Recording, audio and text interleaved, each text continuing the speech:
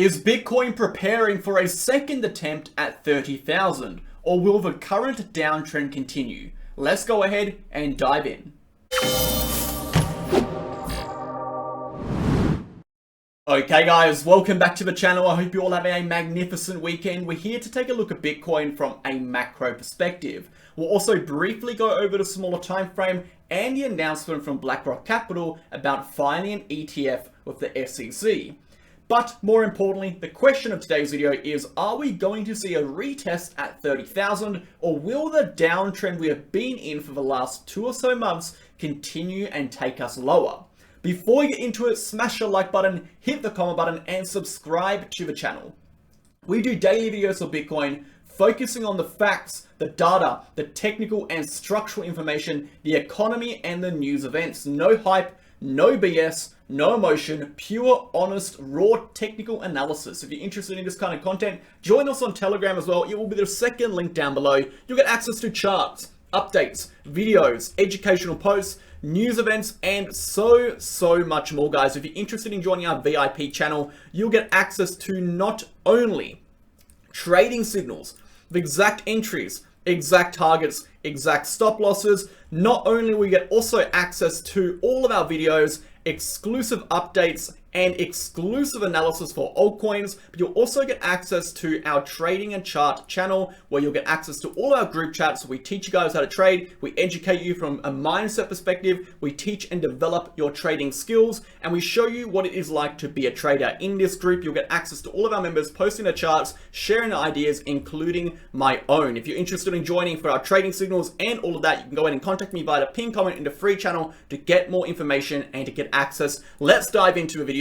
because there's a bit to unpack today. So obviously, as you know, the weekend doesn't really bring a lot of volume in. We are seeing around $49 billion in 24-hour volumes. This is down 31%, so a pretty significant drop over the weekend, and with 24-hour liquidations dropping 5% to around 56. The weekend generally is a lower volume environment, therefore the price is generally a little bit more sporadic, it's easier to manipulate, and we don't really have these more solid structures that we're looking for when it does come to swing trading or scalp trading. Looking at the month of June, we are currently down 2.62%. We're 18 days through the month, so we're currently at 2.62, so definitely still for the red. Looking at our volatility index for the 30-day period, we can see volatility is more or less plateauing at around 2.1%, and for the 60-day period, the volatility is on the fall again to around 2% from 2.15%. Moving on to our liquidations, we can see the majority of our liquidations actually came from shorts, as we did see a pretty impressive move toward the upside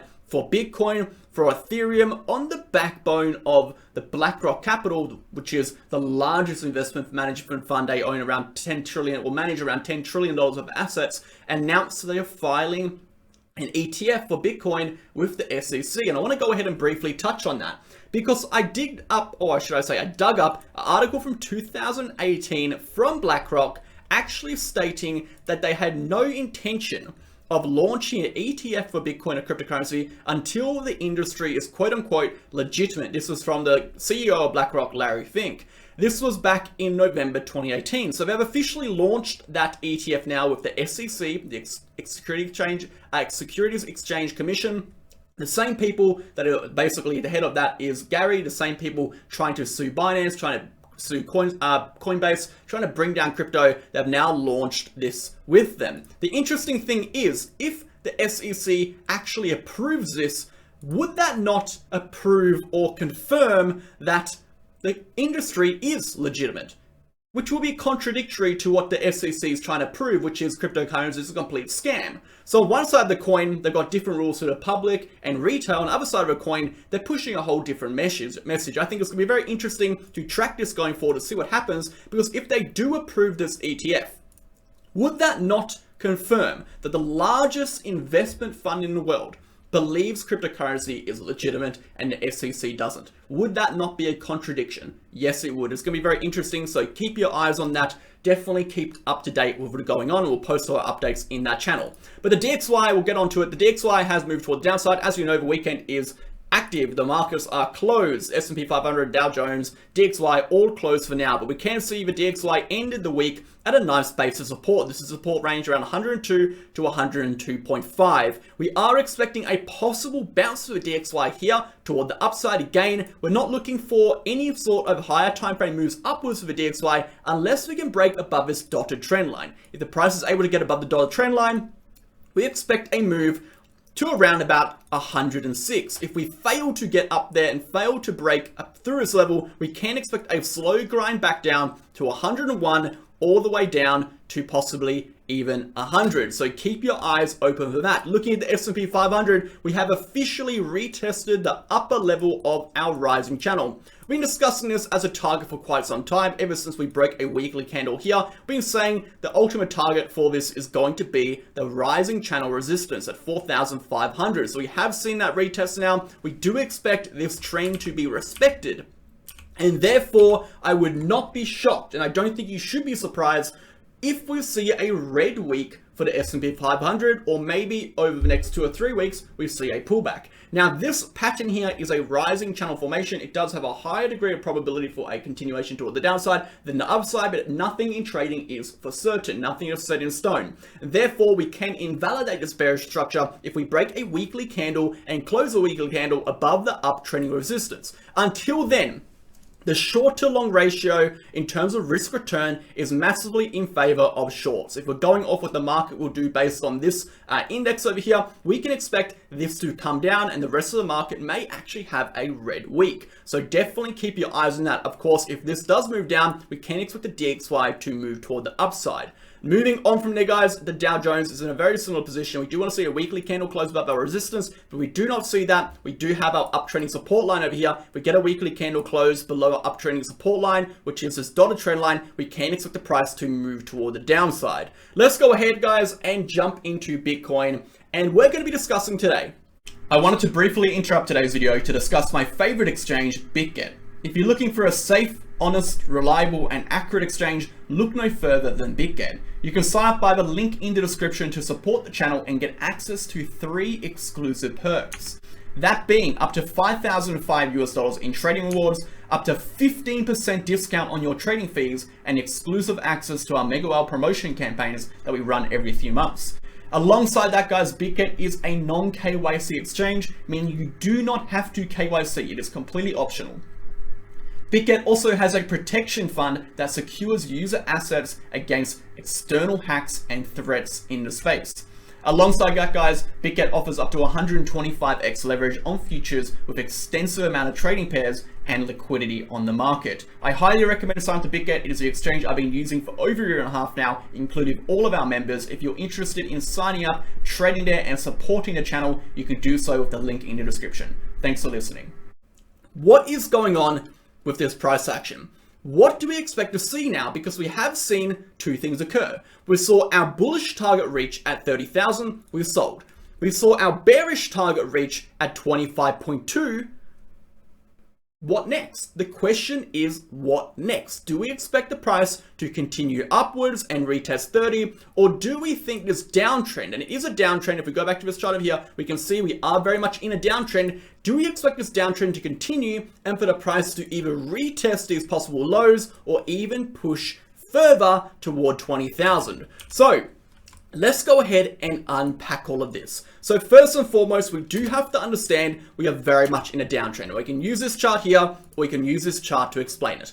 As you can see, we have our downtrending channel represented by our 2 parallel trend lines. We have our resistance. You can see multiple points of resistance at this level, and of support, again, multiple points of support along this level. As we've pushed further and further along, we have been compressing and consolidating quite a fair amount. We haven't actually retested these trend lines for quite some time, but due to the fact that we've had at least 5 retests, we had 2 on this side, we had 4 on this side, we can say for certain that these trend lines are actually valid, and they have been confirmed. So we do have valid trend lines for our downtrending support and our downtrending resistance. If we look at the structure from a face value, the structure itself is a bullish structure.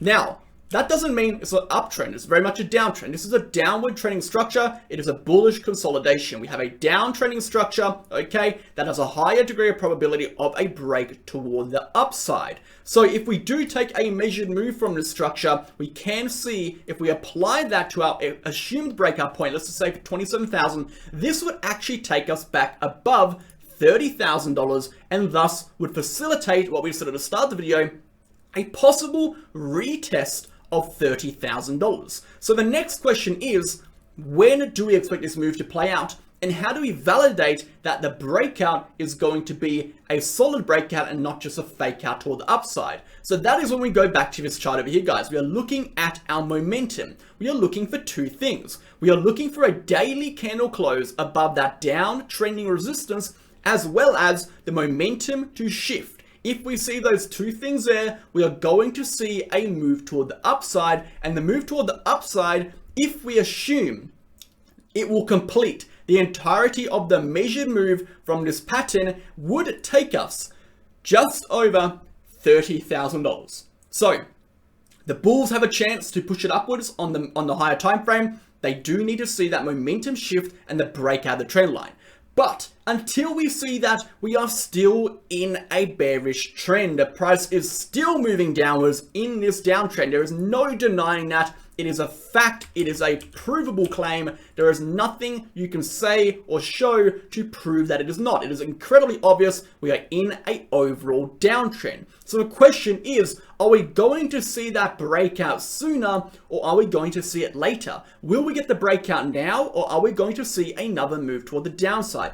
And to answer that, we need to go back to our daily chart. So what are the validations of the next move downwards? I've said a few times in the last few days, we're kind of in this no man's land right now. We're in this no man's land, this no man's territory between our bullish trigger, which is going to be our downward sloping resistance, and our bearish trigger, which is going to be the 25.2K level. So let's talk about what we need to see for the price to push lower, potentially invalidate this bullish structure, or even move toward the lower end of this, which could take us as low as 23,000. So to answer that, we need to go to this chart and our higher time frame chart. First and foremost, we have to understand that this level over here, this long-standing support, is a 300 plus day horizontal support, which marks the uptrend, right? This is our uptrending weekly support. It is a horizontal support, but it marks our weekly uptrend. As the moment we break above this level, we actually entered a weekly uptrend for Bitcoin.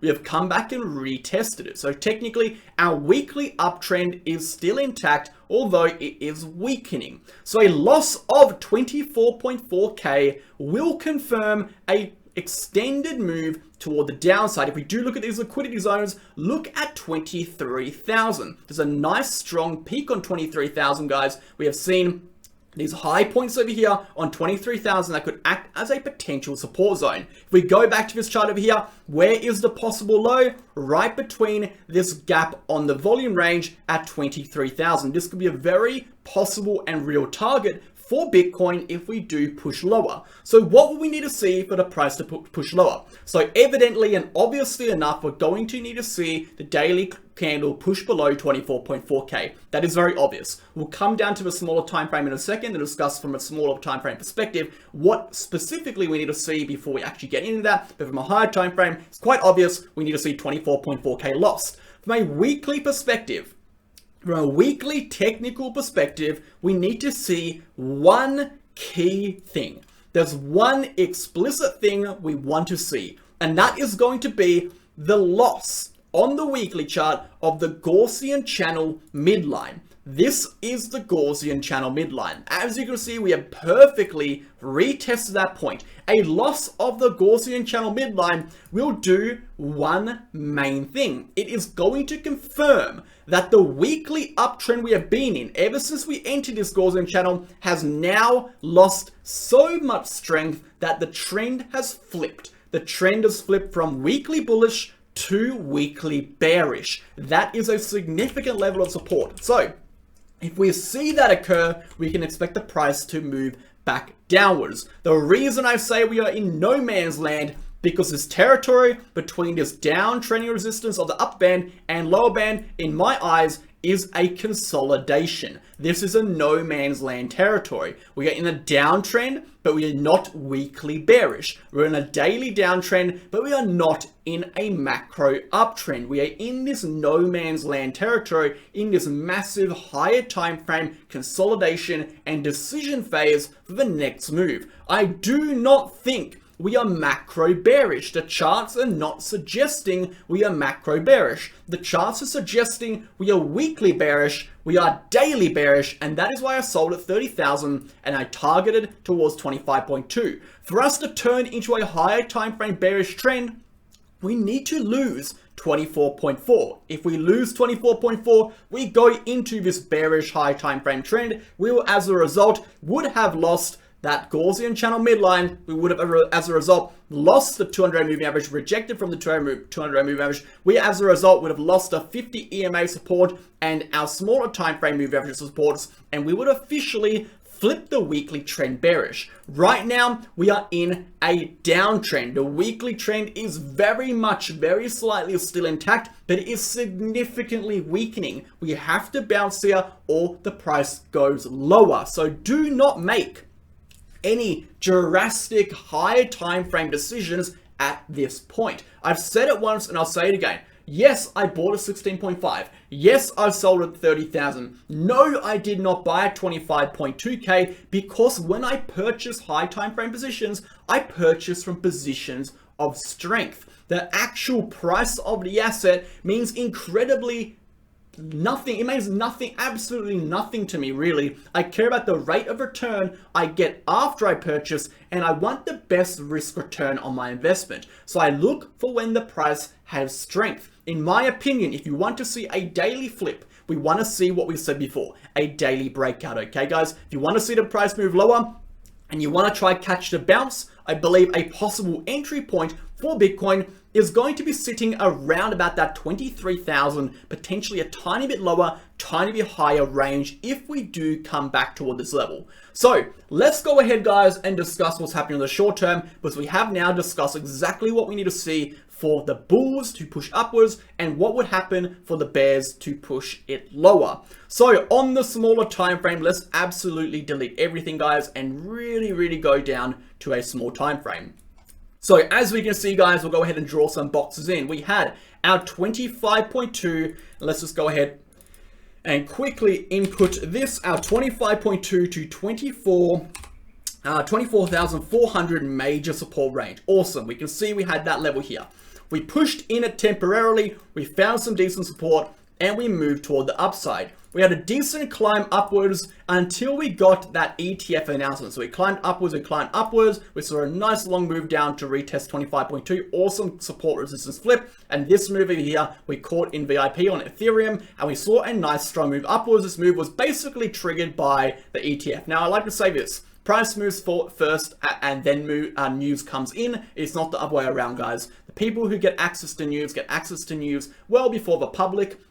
By the time the public gets to the news, it's nothing more than either the price has already moved, it is already planning to move, or has already developed the steps on which the move has occurred, or worst case scenario, it has actually already occurred. So I always say, news always comes after price action always comes first. There are specific scenarios such as economic data where it's the other way around, but for the most case, when you look at these publicized events that are occurring that aren't really related to what the government is doing or the economy, these events are generally, planned and prepared events. The people who do move the markets, the big money, have access to these events and are preparing for the price to move upwards well before it actually does. And that's why we see shifts in momentum. That's why we see shifts in strength. Nothing is really random in the market. So we have seen a strong move toward the upside. Now, we do have one key point over here. We have our upward trending resistance as represented by this trend line.